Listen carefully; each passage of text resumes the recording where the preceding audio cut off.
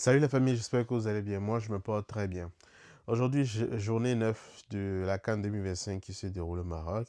Il y a eu notamment 4 matchs aujourd'hui, 2 matchs avant, vers 16h-17h. Et puis, il y a eu 2 autres matchs qui se déroulaient cette nuit. Donc, je vais pas rester sur les deux premiers matchs. Parce que les deux premiers matchs, c'était le match de l'Ouganda et puis Nigeria. Et ensuite, il y avait eu le match de la Tanzanie et puis de la Tunisie. Le Nigeria a remporté ce match-là, je pense que c'est 3 buts à 1. Et puis la Tunisie et puis l'Ouganda a décidé de faire match nul 1-1. On pensait que les Tunisiens allaient remporter le match facilement. Mais comme je vous avais dit, là, cette canne-là, c'est une canne vraiment assez compliquée. Donc, euh, donc c'est ça. Ils sont neutralisés un but partout. Et puis, le match du Nigeria, Shell a fait, je pense, il a fait 8 changements par rapport à son équipe type. Donc, il a essayé de faire jouer d'autres joueurs. Chukwueze a joué en tant que titulaire aujourd'hui. Donc, sûrement, il a voulu préserver les autres joueurs comme Lukman et tout ça. Donc, mais ils sont sortis. Ils marquaient, gagné de 3 buts à 0. Et puis après, ils ont eu. En plus, l'Ouganda a marqué un but, un très beau but d'ailleurs. Donc 3 buts à 1 entre l'Ouganda et puis le Nigeria. On va revoir le classement tout à l'heure pour voir où est-ce qu'on en est, qui sont les têtes de chaque poule. Et notamment aujourd'hui, on a commencé par voir déjà comment les huitièmes de finale, ceux qui vont s'affronter. C'est demain qu'on saura réellement quelles sont les équipes qui vont s'affronter en huitièmes de finale. Parce que on a nous avons les derniers matchs demain. Donc, on va parler de ça. Donc, qu'on ne parle des derniers matchs qui vont se jouer demain, il y a eu notamment deux matchs qui m'ont vraiment intéressé. C'était le match du Bénin contre le Sénégal et celui du RD Congo contre le Botswana. On va commencer par RD Congo et Botswana. RD Congo, vous savez que c'est une équipe très solide. Collectivement, ils sont bons. Kakuta a fait une bonne talonnade pour beaucoup, qui marque son but. Franchement, l'équipe du Congo, là, c'est une très bonne équipe dont il faudra se méfier. Tout le monde le sait. Tout le monde sait, aller demander à l'Égypte comment ça se passe, mais avec le RD Congo, aller demander aussi au Cameroun. C'est une équipe vraiment qui est très très forte, l'équipe du Congo. Donc, logiquement, le Congo gagne ce match-là contre le Botswana. Donc, c'est sans surprise. Mais il faut noter qu'aujourd'hui, aujourd'hui, c'était la première place qui allait se disputer entre le Sénégal et puis RD Congo. Donc, c'était un match de première place. Donc, celui qui allait avoir la première place, la deuxième place allait affronter le premier de l'autre poule et puis vice-versa. Donc, c'était un match, ça pouvait être un match piège pour le Sénégal et un match un peu plus relax pour RD Congo. Donc, heureusement pour les Sénégalais, les joueurs de Papio qui ont franchement déjoué le plan des Béninois. D'ailleurs, les Béninois, les Béninois, vous savez, nous, Togolais Béninois, nous sommes des frères. Nous sommes des frères. Nous sommes des frères. Mais ce que le Sénégal a fait là, ça arrive. Il y a foi, ça arrive. Mais ils sont méchants. Le Sénégal est vraiment méchant. Bon, mais attends, ne pas au barrière, mais l'équipe du Sénégal, comme je le dis, j'aime bien l'équipe du Sénégal. Mais ce qu'ils ont fait à mes frères béninois, c'est pas bon. Franchement, c'est pas bon. Bon, on va pas avancer. Nous, on n'est pas qualifiés pour la CAN. Donc, ah, on est là comme spectateur. Donc, le Sénégal gagne le match contre les Béninois, 3 buts à 0. Beau match de Sadio Mané, déjà qui a vraiment, qui voulait marquer beaucoup plus, qui voulait forcer. On a vu notamment ses actions sur le côté. Ça a vraiment fait mal à cette équipe béninoise. Et bon, et puis il y a eu qui a marqué Habib Diallo, il y a Sheriff Ndiaye aussi qui a marqué. Et puis, bon. Donc, très beau match des Sénégalais. Et il fallait ça. Ils sont rassurés en marquant les 3 buts là. Donc, ce qui leur permet d'avoir la première tête de ces poules. Donc, actuellement, je pense que c'est l'équipe la plus forte côté offensivement. Mais malheureusement, ils ont perdu Kalidou Koulibaly qui a eu un carton rouge. La faute, c'est une faute sur Tosin. C'est une faute, c'est une vraie faute. Donc, il n'y a rien à dire euh, sur cette faute-là. Donc, carton rouge, pour moi, c'est normal. Mais ça peut faire du mal au Sénégal parce que vous savez que Kalidou Koulibaly, c'est un des tauliers du Sénégal côté en défense. Il est vraiment fort. Et comme on le sait, Kalidou Koulibaly, c'est quelqu'un qui est...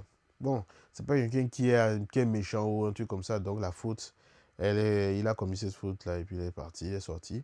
Mais j'espère que Pape Thiaw va trouver une solution pour renforcer cette défense-là. Parce que c'est pas seulement le défenseur qui perd, mais il perd aussi quelqu'un qui rassure, qui appelle, qui ramène de l'ordre au niveau de l'effectif donc sur le terrain. Donc c'est ça qui a le calibre de Koulibaly, c'est ça qui l'inspire avec ses coéquipiers.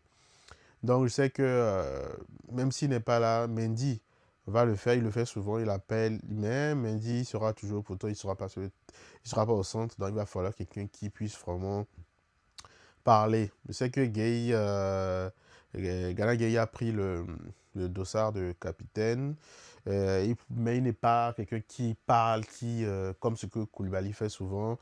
Sadio Mané aussi peut, mais c'est pas vraiment le rôle, c'est pas vraiment la personne, quoi. Donc peut-être c'est Mendy, mais on va voir comment ça se passer. Donc côté défense, le Sénégal doit se gérer parce que les huitièmes, ça va pas, ça serait pas de la rigolade. On ne sait pas encore qui le Sénégal va affronter. On sait déjà qui le RD Congo va affronter. On sait qu'ils vont affronter l'Algérie, oui. En huitième.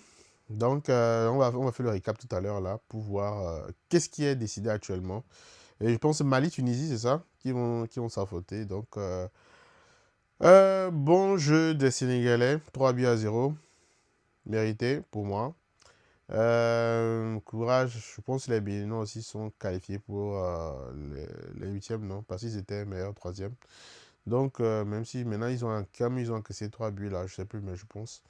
Et donc, on va faire un récap.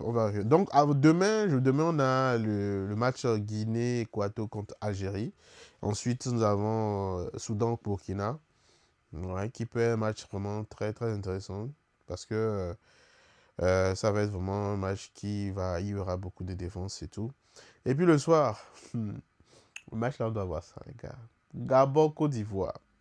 C'est le moment que le Gabonais doivent sauver l'honneur, hein. Ils doivent sauver l'honneur. Parce que on sait qu'ils partent, on sait. La dernière fois, je voyais sur les réseaux, on dit, il y a, il y a même, il y a Willy qui, commence- qui commençait par chercher les joueurs gabonais qui doivent rentrer, que lui, il doit les amener au pays. Donc, déjà, ça dit que le pilote même le pilote est en train de chercher les joueurs pour qu'ils rentrent. Donc, mais quand même, je pense que ça va être un match très compliqué pour les Ivoiriens parce que le Gabon va pas vouloir partir comme ça. Donc, ils vont quand même tout donner, même s'ils partent. Et c'est ça. Je sais pas. Le Gabon a des problèmes ces derniers temps, mais bon, les gars, vous voulez quoi? C'est la canne, hein? Et puis, nous avons Mozambique-Cameroun. Normalement, le Cameroun tape la Mozambique, hein. Mais par contre, ça peut être un match piège pour le Cameroun. Parce que c'est l'équipe de Mozambique qui a battu le Gabon 3-2. C'est une équipe dont il faudra se méfier. Et franchement, il faudra se méfier de cette équipe-là. Donc, le soir, on va bien se régaler. Mozambique, Cameroun. Et puis, Gabon, Côte d'Ivoire. Brice, est-ce qu'il est prêt? Gabon, Côte d'Ivoire, ça, on va suivre ce match-là. Et puis, on va essayer de débriefer. Je sais que demain, je suis en déplacement, mais on va essayer de débriefer ça, les gars. Donc, par rapport à... tac. Par rapport aux équipes qui vont s'affronter en huitième de finale, demain, on aura la liste définitive de ceux qui vont s'affronter. Donc, pour le moment, on sait que Mali-Tunisie, ils vont s'affronter en huitième. On a le Sénégal, il va affronter le troisième du groupe E. Donc, demain, on en saura plus. Et Égypte-Bénin, si je vois bien ce qui se trimballe, Égypte-Bénin. Oh, mes frères béninois. Bon, Égypte-Bénin, il faut on va suivre ça de près. Et Maroc-Tanzanie. Maroc-Tanzanie. Algérie, RD Congo. Match à suivre. Afrique du Sud, deuxième du groupe F, on ne sait pas encore. Et Nigeria contre le troisième du groupe F, on ne sait pas encore. Donc, le premier du groupe F et le deuxième du groupe E. Demain, on en saura plus et on pourra savoir, on aura plus le dessin de ceux qui vont s'affronter. Donc, les gars, dites-moi ce que vous en pensez, ce que vous pensez de. Vous pensez maintenant de cette CAN à l'étape où on en est. Vous pensez que ces gars vont affronter quelle équipe? Et est-ce que c'est maintenant, sans Kalidou Koulibaly, vous pensez que c'est rassurant? Euh, ok, le match Algérie RD Congo, vous pensez quoi de ce match-là? Est-ce un match, ça peut être un match piège pour l'Algérie, ou bien est-ce que ça peut être un match pour que le RD Congo puisse confirmer qu'ils sont vraiment l'équipe forte de cette année collectivement? On va voir ça. Mali-Tunisie, ça aussi c'est une équipe, c'est un match qui sera vraiment bien à suivre. Donc les gars, dites-moi ce que vous en pensez en commentaire et on se recapte pour d'autres débriefs. Abonnez-vous, commentez, activez la cloche. Allez, bonne nuit.